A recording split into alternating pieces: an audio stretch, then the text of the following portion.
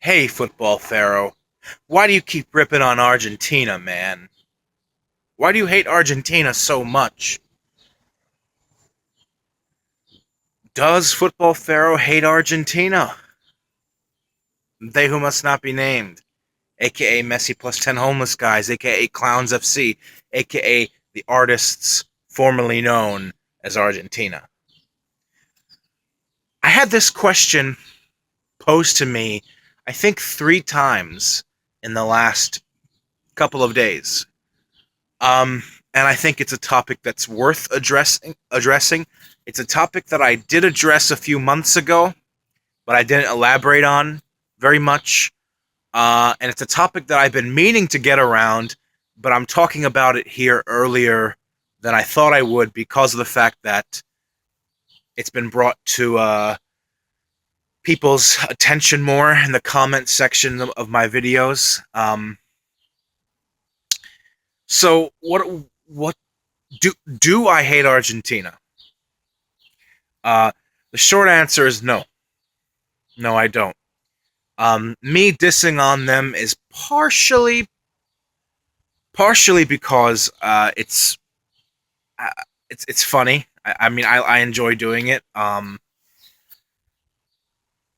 also because I think it's good to generate a little bit of amicable, friendly controversy here. Nothing malicious or hate filled at all.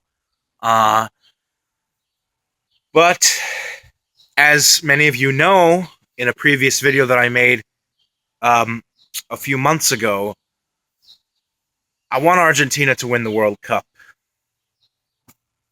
I want Egypt to win the World Cup, but let's be honest. I mean, realistically speaking, I want Argentina to win it.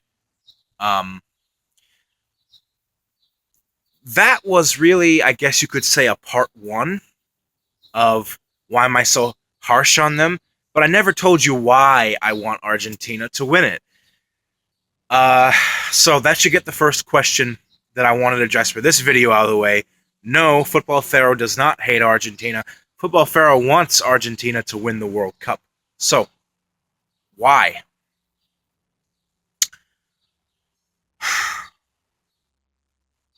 Before I say why, let me just quickly go over why I bust on them all the time. Well, first, they've cost me predicting 3 tournaments correctly in a row. I picked them for 2014 World Cup, 2015 Copa America, 2016 Copa America Centenario. They disappointed me on all 3 occasions. World Cup I can kind of forgive because they were coming up against a German team that had just capped off an over decades long project uh, of regrouping after the failures of the tournament performances in the early 2000s. But against Chile in Copa America 2015 and 2016, yes, they lost to a golden generation Chilean team, and one of that was on home soil in Chile. But Argentina played pretty poorly in the 2015 Copa America. Pretty poorly. They did much better in 2016, but their route to the final was really kind of piss easy because they had Bolivia, Panama, an out of form Venezuela team at the side, a USA team.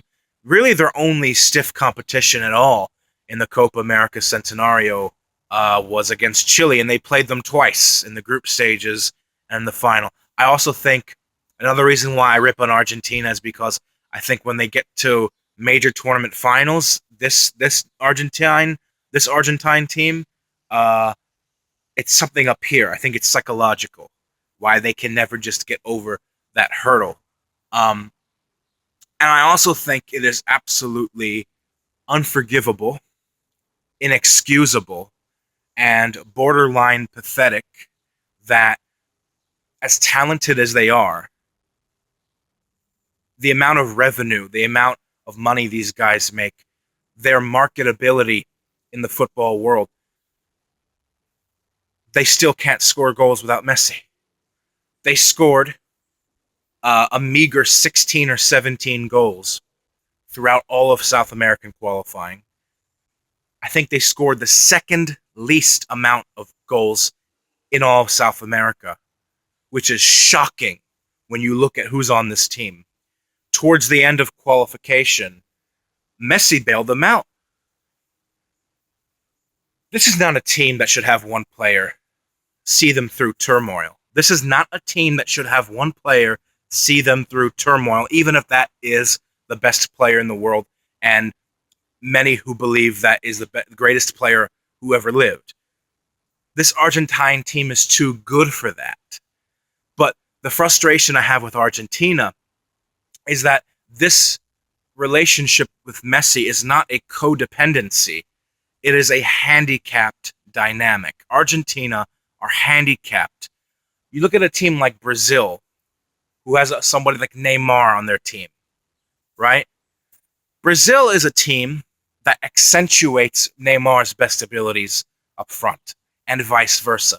With Argentina, I look at a group of guys who were, I would refer to as journeymen, nearly men, who are holding back the best player in the world.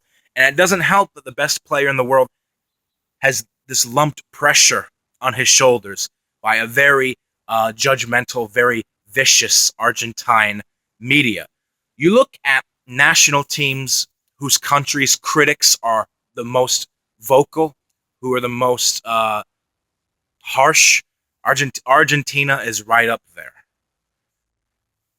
For much of Messi's international career, the media in Argentina blasted him as not being on par with Maradona, not giving a fuck about the team as Maradona did, which is bullshit because he's arguably the only reason they've gotten as far as they did in those major tournaments. And you know what's interesting?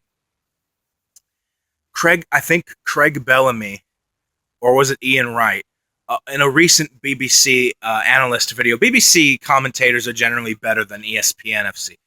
Back in March, he said something that I think I agree with in retrospect.